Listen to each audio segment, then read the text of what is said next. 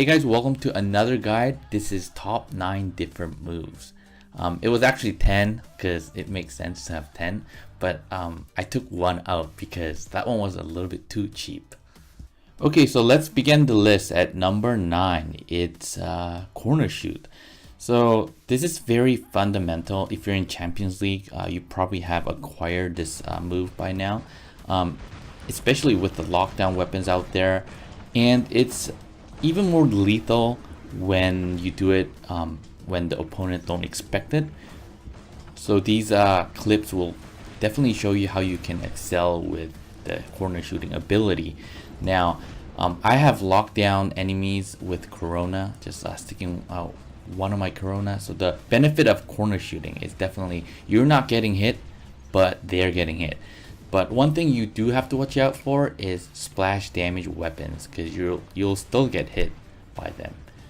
Okay, moving on to the next, number 8, never ending missiles. So this is very specific and it applies to homing missiles. So I fast forwarded this part a little bit, and I know that a lot of players do use homing missiles, so I did want to have some variety in my list. So by shooting one at a time and not having cooldown for all 3 web Chimera on this Fury, it actually allows glass cannon robots to kind of stay against the wall, so they won't be attacking. And while I'm doing this, and while they're trying to avoid my missiles and trying to get their cooldown back, my team has an opportunity to move in and get the beacon.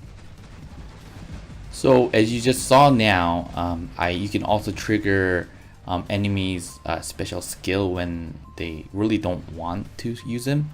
So that actually puts your brawler teammates in better place. So as much as you want to shoot with the vortex, all 4 of them at once, however, chances of hitting all of your rockets onto the target is very low against moving targets, and there are a lot of fast robots out there.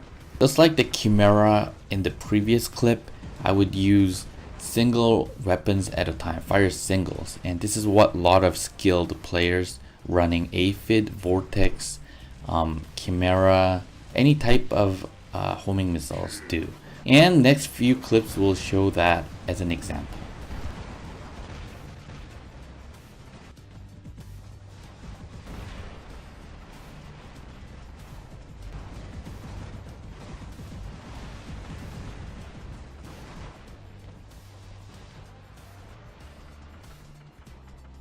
On to the next, the Ares train. This is the infamous Ares train, guys, but it is out there, so I would like to mention this.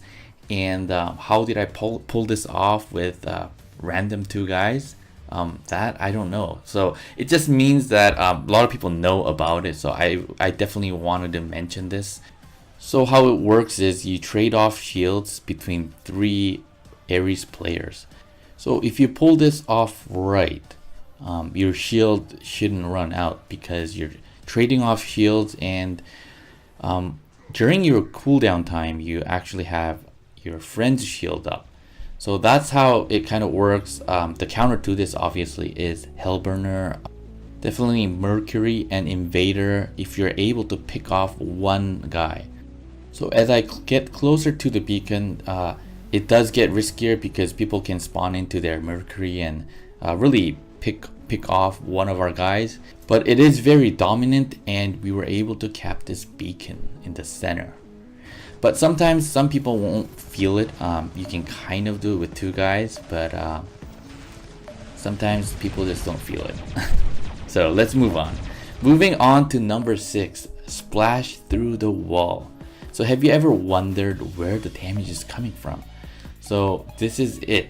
Special skills like Hell Dive on a Mercury, Overload on Hellburner, even the Invader's suppression goes through the wall. So there is a radius to this splash. So definitely a lot of people are already using it. A lot of skilled players are using this. So it's definitely good to know about this. And a lot of people do get confused because they don't know where the damage is coming from, and they're in cover, right? So definitely know about this. So moving on, number 5, super dash. You've seen it. You might have freaked out when you first saw it.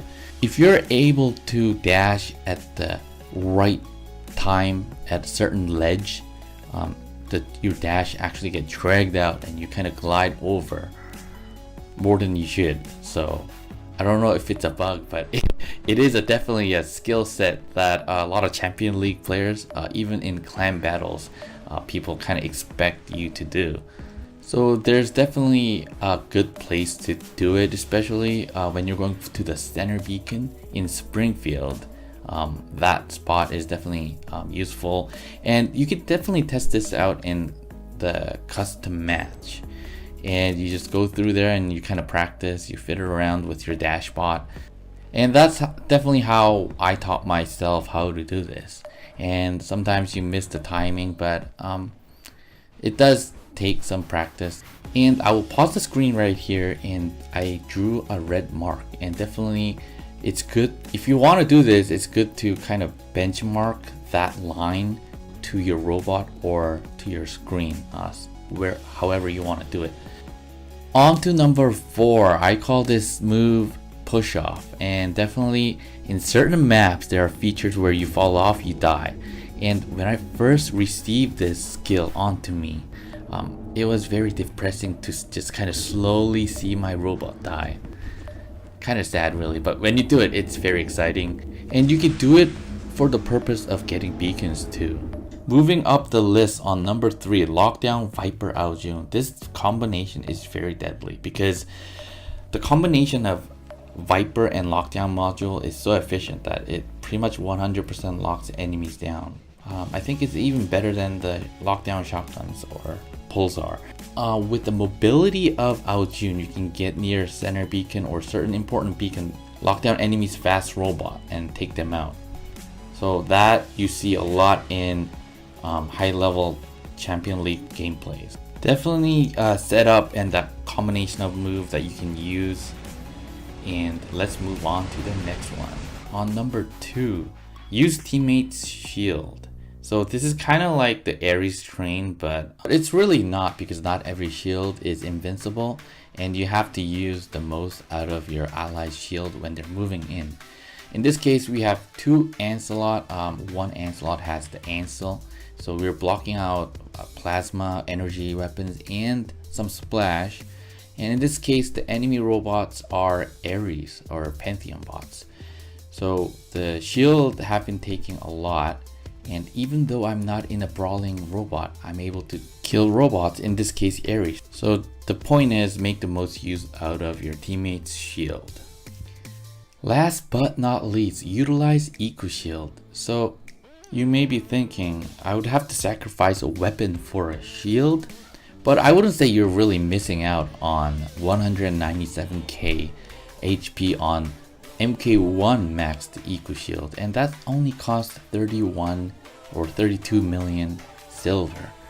And in this case, this clip will show you how I'm able to block rooting shotgun weapons, and I'm able to move into the beacon. I'm able to serve this robot's purpose of just getting this beacon. Now without that Eco Shield, I would have been locked down. I wouldn't have the beacon nor my bot. And by the way, that shield was only level 3. So definitely learn how to use Eco Shield. That move is very crucial. You definitely have to learn how to move around sideways, not looking where you're going. So you definitely have to know the map a little bit more. But if you have the Eco Shield on robots like Mercury, you're not getting locked down or lose all of your health before all the action happens. Getting towards certain beacons becomes a lot easier. And benefit of your HP not being chipped away little by little definitely helps out. And the next clip will show you can even chase down Ares with this build.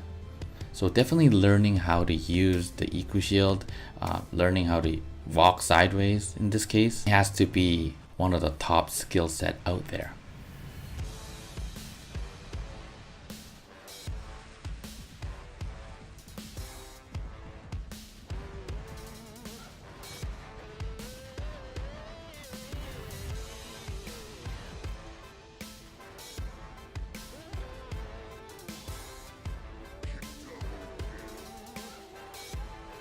So thank you guys for watching this video. I hope it helped. I hope you can use some of them in future.